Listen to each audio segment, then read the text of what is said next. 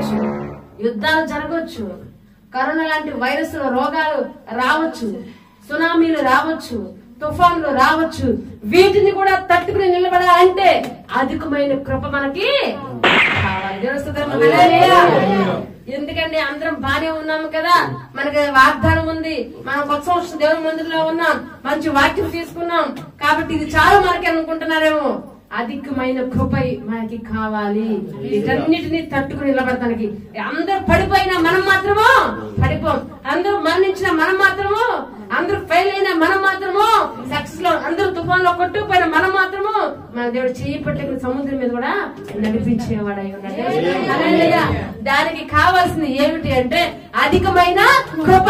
అది ఎక్కడ దొరుకుతుంది అంటే ఏక ఆత్మతో నువ్వు ప్రార్థించగా, ఏక హృదయముతో నువ్వు ప్రార్థించగా, ఒకే విశ్వాసముతో మీరు ప్రార్థించగా, భూమి ఆకాశం సృష్టించిన సృష్టికర్త, ఈ సమస్తం సృష్టించిన సృష్టికర్త నాదా నాకు అనుగ్రహించుము అని నువ్వు ప్రార్థన చేయగా 2025లో ఏ కాల్మటీస్ వచ్చినా, ఎటువంటి ఇబ్బందులు వచ్చినా దేవుడు నిన్ను రక్షిస్తాడు, సురక్షితంగా నిలబడతాడు.